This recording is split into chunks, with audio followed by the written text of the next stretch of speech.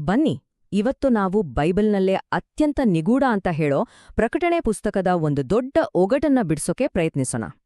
ಪ್ರಕಟಣೆ ಪುಸ್ತಕದಲ್ಲಿ ಒಬ್ಬ ಅದ್ಭುತ ತುಂಬಾನೇ ಶಕ್ತಿಶಾಲಿ ವ್ಯಕ್ತಿಯ ಪ್ರವೇಶವಾಗುತ್ತೆ. ಅಷ್ಟಕ್ಕೂ ಯಾರು ಈ ವ್ಯಕ್ತಿ? ಈ ಪ್ರಶ್ನೆಗುತ್ತರ ಹುಡುಕೋಕೆ ಶತಮಾನಗಳಿಂದಲೂ ಚರ್ಚೆ ನಡೀತಾನೇ ಇದೆ. ಹಾಗಿದ್ರೆ ಈ ಶಕ್ತಿಶಾಲಿ ದೇವದೂತ ಒಬ್ಬ ದೈವಿಕ ಸಂದೇಶವಾಹಕನ ಅಥವಾ ಅದಕ್ಕಿಂತ ಮಿಗಿಲಾದ ವ್ಯಕ್ತಿನ? ಇದೇ ಇವತ್ತಿನ ನಮ್ಮ ಮುಖ್ಯ ಪ್ರಶ್ನೆ. ಈ ಹುಡುಕಾಟದಲ್ಲಿ ಬೈಬಲ್ನಲ್ಲೇ ಸಿಗೋ ಸಾಕ್ಷ್ಯಗಳನ್ನ ಇಟ್ಕೊಂಡು ಈ ದೇವದೂತ ಯೇಸು ಕ್ರಿಸ್ತನೇ ಹೌದಾ ಅಲ್ವಾ ಅನ್ನೋ ಪರವಿರೋಧ ವಾದಗಳನ್ನ ನೋಡೋಣ. ಸರಿ, ಹಾಗಾದ್ರೆ ಮೊದಲು ಈ ದೇವದೂತನೇ ಯೇಸು ಅನ್ನೋದಕ್ಕೆ ಇರುವ ಸಾಕ್ಷ್ಯಗಳೇನು ಅಂತ ಒಂದೊಂದಾಗಿ ನೋಡೋಣ. ನೋಡಿ, ಈ ದೇವದೂತನನ್ನ ನೋಡಕೆ ಹೇಗಿದ್ದ ಅಂತ ವಿವರಿಸಲಾಗಿದೆಯಲ್ಲ, ಅದು ಪ್ರಕಟಣೆ ಪುಸ್ತಕದ ಬೇರೆ ಕಡೆ ಯೇಸುವನ್ನ ವಿವರಿಸಿರೋ ರೀತಿಗೆ ತುಂಬಾನೇ ಹೋಲುತ್ತೆ. ಇದೇ ನಮ್ಮ ಮೊದಲನೇ ಮತ್ತು ಪ್ರಮುಖವಾದ ಸಾಕ್ಷಿ.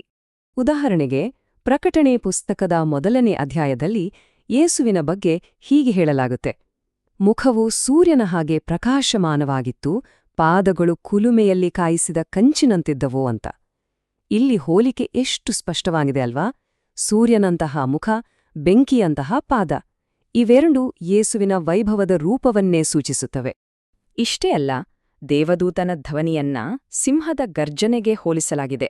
ಈ ಸಿಂಹದ ಹೋಲಿಕೆ ಕೂಡ ಯೇಸುವಿನ ಕಡೆಗೆ ಬೊಟ್ಟು ಮಾಡುತ್ತೆ. ಯಾಕಂದ್ರೆ ಪ್ರಕಟಣೆ ಪುಸ್ತಕದಲ್ಲಿ ಯೇಸುವನ್ನು ಯೂದಕುಲದ ಸಿಂಹ ಅಂತ ಕರೆಯಲಾಗಿದೆ. ಇದು ಯೇಸುವಿನ ಅಧಿಕಾರ ಮತ್ತು ಆತನ ವಂಶದ ಸಂಕೇತ.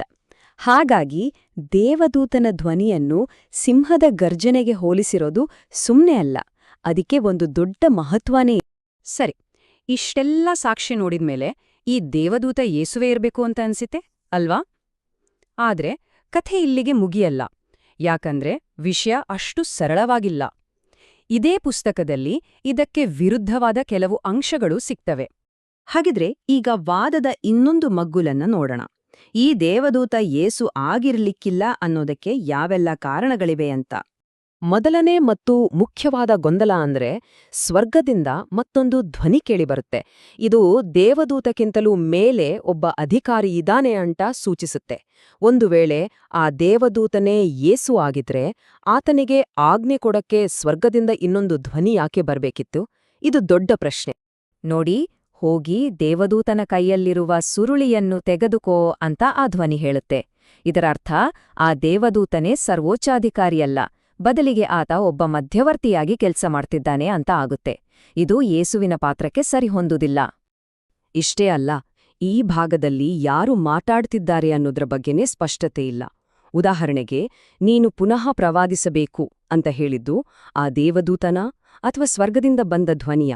ನಾನು ನನ್ನ 2 ಸಾಕ್ಷಿಗಳನ್ನು ನೇಮಿಸುತ್ತೇನೆ ಅಂತ ಹೇಳಿದವರು ಯಾರು? ಈ ಬಗ್ಗೆ ಬೇರೆ ಬೇರೆ ಬೈಬಲ್ ಭಾಷಾಂತರಗಳಲ್ಲಿ ಬೇರೆ ಬೇರೆ ರೀತಿ ಉಲ್ಲೇಖವಿದೆ. ಇದರಿಂದಾಗಿ ಇಲ್ಲಿ ಮಾತಾಡ್ತಿರೋದು ಯಾರು ಅಂತ ಖಚಿತವಾಗಿ ಹೇಳೋದು ಕಷ್ಟ. ಹಾಗಾಗಿ ಪರಿಸ್ಥಿತಿ ಹೇಗಿದೆ ಅಂದ್ರೆ, ಒಂದ್ಕಡೆ ಸೂರ್ಯನಂತ ಮುಖ, ಸಿಂಹದ ಗರ್ಜನೆ ಧ್ವನಿ, ಇವೆಲ್ಲವೂ ಆ ದೇವದೂತ ಯೇಸುವೆ ಅಂತ ಹೇಳಿದ್ರೆ, ಇನ್ನೊಂದ್ಕಡೆ ಸ್ವರ್ಗದಿಂದ ಕೇಳಿಬಂದ ಧ್ವನಿ, ಮಾತುಗಾರನ ಬಗ್ಗೆ ಇರುವ ಅಸ್ಪಷ್ಟತೆ, ಮತ್ತೆ ಅವನನ್ನ ಮತ್ತೊಬ್ಬ ದೇವದೂತ ಅಂತ ಕರೆದಿರೋದು, ಇವೆಲ್ಲವೂ ಅವನು ಯೇಸುವಲ್ಲ ಅಂತ ವಾದಿಸುತ್ತೆ. ಇದು ನಿಜಕ್ಕೂ ಒಂದು ಜಟಿಲವಾದ ದೈವಶಾಸ್ತ್ರದ ಒಗಟು. ಸರಿ, ಹಾಗಾದ್ರೆ ಅಂತಿಮ ತೀರ್ಮಾನೇನು? ಈ ಗೊಂದಲಕ್ಕೆ ಉತ್ತರ ಎಲ್ಲಿದೆ? ಉತ್ತರ ಅಷ್ಟು ಸುಲಭವಾಗಿಲ್ಲ. ಲೇಖಕರು ನೇರವಾದ ಉತ್ತರ ಕೊಡುವುದಕ್ಕಿಂತ ಒಂದು ಎಚ್ಚರಿಕೆಯ ಹೆಜ್ಜೆ ಇಡುತ್ತಾರೆ. ಇದಕ್ಕೆ ಉತ್ತರ ಹುಡುಕೋಕೆ ನಾವು ಮೂಲಗ್ರಂಥದ ಭಾಷೆಯ ಕಡೆಗೆ ನೋಡ್ಬೇಕು. ಪ್ರಕಟಣೆ ಪುಸ್ತಕವನ್ನ ಮೂಲತಃ ಗ್ರೀಕ್ ಭಾಷೆಯಲ್ಲಿ ಬರೆಯಲಾಗಿತ್ತು. ಅಲ್ಲಿ ಈ ದೇವದೂತನಿಗೆ ಆಂಗೆಲೋಸ್ ಇಸ್ಕುರೋಸ್ ಅನ್ನೋ ಪದವನ್ನ ಬಳಸಲಾಗಿದೆ. ಇದರರ್ಥ ಶಕ್ತಿಶಾಲಿ ದೇವದೂತ ಅಥವಾ ಬಲವಾದ ಸಂದೇಶವಾಹಕ ಅಂತ. ಲೇಖಕರ ತೀರ್ಮಾನ ತುಂಬಾ ಸ್ಪಷ್ಟವಾಗಿದೆ. ಬೈಬಲ್ ಈ ವ್ಯಕ್ತಿಯನ್ನ ದೇವದೂತ ಅಂತ ಸ್ಪಷ್ಟವಾಗಿ ಕರೆದಿರೋದ್ರಿಂದ ನಾವು ಅದನ್ನೇ ಒಪ್ಕೊಳ್ಳೋದು ಜಾಣತನ. ಹೋಲಿಕೆಗಳು ಇವೆ ಅನ್ನೋ ಕಾರಣಕ್ಕೆ ಬೈಬಲ್ ಹೇಳದೇ ಇರೋದನ್ನ ನಾವಾಗಿ ಊಹಿಸೋದು ಸರಿಯಲ್ಲ. ಅಂದ್ರೆ ನನ್ನ ಪ್ರಕಾರ ಈ ದೇವದೂತನನ್ನ ಯೇಸು ಅಂತಾನೋ ಅಥವಾ ಬೇರೆ ದೇವದೂತ ಅಂತಾನೋ ಖಚಿತವಾದಿ ಹೇಳೋದ್ ಬೇಡ. ಗ್ರಂಥದಲ್ಲಿ ದೇವದೂತ ಅಂತ ಹೇಳಿರೋದ್ರಿಂದ ನಾವು ಅವನನ್ನ ದೇವದೂತ ಅಂತಾನೇ ಸ್ವೀಕರಿಸೋಣ. ಇದು ಒಂದು ರೀತಿ ಗ್ರಂಥದಲ್ಲಿರೋ ರಹಸ್ಯಗಳಿಗೆ ಗೌರವ ಕೊಡುವಂತ ಒಂದು ಬೌದ್ಧಿಕ ನಮ್ರತೆಯ ನಿಲುವು. ಹಾಗಿದ್ರೆ ಈ ಎಲ್ಲ ಚರ್ಚೆಯಿಂದ ನಾವು ಕಲಿಯೋದೇನು?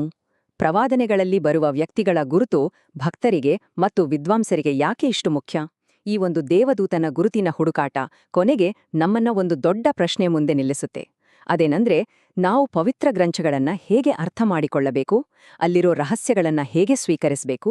ಇದು ಕೇವಲ ಗುರುತಿನ ಪ್ರಶ್ನೆಯಲ್ಲ, ಇದು ನಮ್ಮ ನಂಬಿಕೆ ಮತ್ತು ವ್ಯಾಖ್ಯಾನದ ನಡುವಿನ ಸಂಬಂಧದ ಬಗ್ಗೆಯೇ ಯೋಚಿಸುವಂತೆ ಮಾಡುತ್ತೆ.